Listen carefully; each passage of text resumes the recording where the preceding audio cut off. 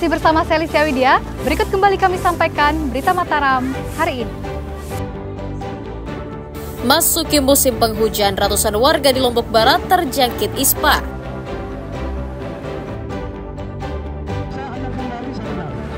Dukung kebebasan berkarya, sejumlah organisasi pers di Mataram gelar aksi solidaritas.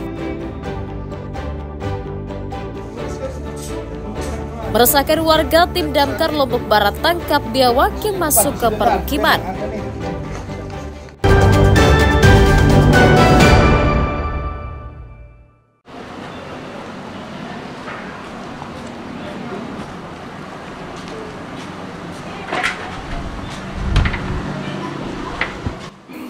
Seorang pemuda bernama Henggra diringkus Satuan Reserse Kriminal Polresta Mataram karena diduga mencuri dompet berisi barang berharga di dalam mobil yang terparkir di garasi rumah warga. Tersangka dibekuk di rumahnya di Kelurahan Monjok Timur, Kecamatan Selaparang, atas laporan korban yang kehilangan uang dan emas di dalam kendaraannya. Polisi menyita sebuah dompet berisi identitas dan surat kendaraan serta emas seberat 3 gram sebagai barang bukti kejahatan. Untuk memuluskan aksinya, tersangka masuk rumah korban dengan melompati pagar, lalu mengambil kunci mobil dan membawa kabur sebuah dompet berisi uang ratusan ribu rupiah dan emas. Pelaku ini melakukan pencurian tersebut dengan cara memanjat tembok, lompat tembok, kemudian masuk ke dalam rumah melalui pintu belakang dan kemudian menuju ke mobil yang terparkir di garasi. Nah, di dalam mobil tersebut ada dompet milik korban yang dicuri oleh pelaku. Kemudian pelaku di sini sempat menjual emas korban dan uang-uang korban yang pelaku ambil digunakan untuk main judi. Tersangka mengaku nekat mencuri untuk modal berjudi sabung ayam. Bawa kemana uang itu? Pakai judi. Ke judi? Judi apa? Sabung ayam. Terus apa aja isinya lagi? ATM. Berapa ATM? 3. Terus kamu pakai? Kapan kamu narik di uang ATM ini? 3 hari. 3 hari. Berapa kamu tarik setiap ATM? 1 juta sama 500. Atas ulahnya, pemuda 27 tahun itu dijerat pasal 363 KUHP tentang pencurian dengan ancaman hukuman 7 tahun penjara. Awaludin dan Riyadi Sulhi melaporkan dari kota Mataram.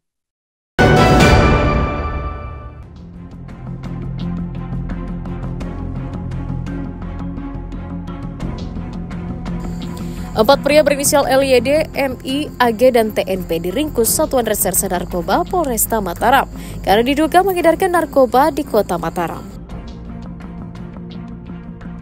Tersangka ditangkap polisi di sejumlah lokasi berbeda di Kecamatan Cakranegara berdasarkan pengembangan dari keterangan tersangka pengedar yang dibekuk sebelumnya. Dari tangan para tersangka, polisi menyita 2,87 gram sabu-sabu, 30 butir pil ekstasi, dan uang tunai ratusan ribu rupiah sebagai barang bukti kejahatan.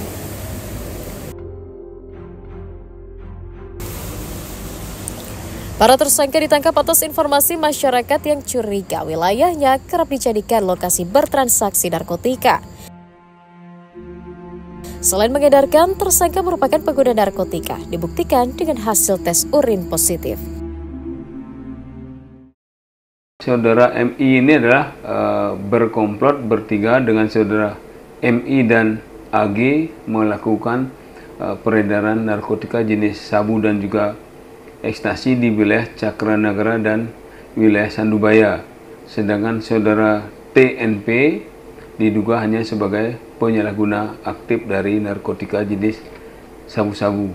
Setelah kita lakukan pemeriksaan urin, keempat-empatnya positif mengandung metafetamin.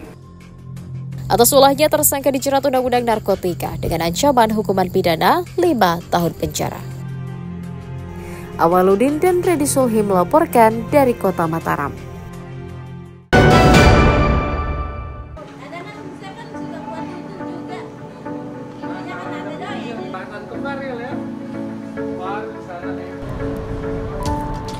Jika biasanya cabai digunakan sebagai bahan membuat sambal untuk menambah cita rasa pedas pada masakan, namun bagi warga Dusun Kebun Sirih, Desa Pemepet, Kecamatan Peringgarata, cabai diolah menjadi cemilan keripik bercita rasa gurih dan nikmat.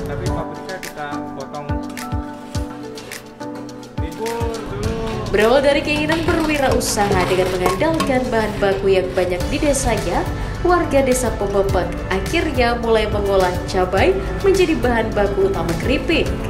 Meski terbilang ekstrim, namun keripik cabai justru bisa eksis dan banyak digemari masyarakat sejak diperkenalkan setahun lalu.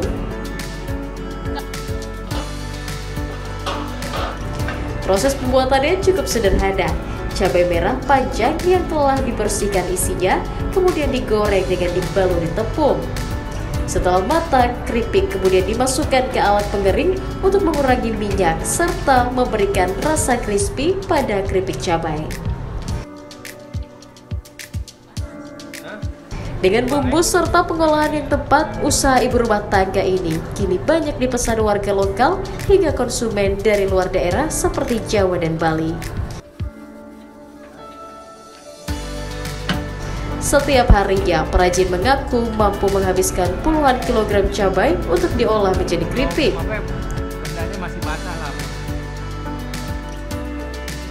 Selain keripik cabai, saat ini para perajin juga mulai mengembangkan cita rasa lain seperti keripik bawang bombay dan keripik jamur tiram. Ya sebetulnya bukan dipikirin sih cabai.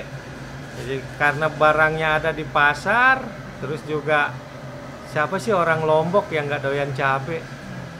Kalau udah tinggal di Lombok nggak doyan cabai, wah berarti bukan Lombok asli. Ya udah, kenapa nggak kita cabai nih kita kelola? Emangnya yang boleh booming cuman bakso mercon, isi cabai segala macam loh. Kita juga harus punya produk yang unik. Ya namanya usaha tuh harus punya keunikan. Ya kalau ada pesanan bikin keripik apa namanya itu, keripik cabai sama keripik bawang, bikin sate, bikin keripik isi jamur, banyak ya. Ya dikerjakan sini ya? Ya. Bu, ini bermanfaat ya untuk peningkatan ekonomi keluarga? Ya bermanfaat lah. Berapa didapatkan setiap hari? Upahnya? Lumayan lah, 25 atau 30 lumayan buat anak sekolah kan, buat sehari-hari juga. Nah, bagi Anda penyuka makanan tradisional bercita rasa modern, keripik cabai yang satu ini bisa menjadi alternatif cemilan Anda. Lukmanul Hakim melaporkan dari Kabupaten Lombok Tengah.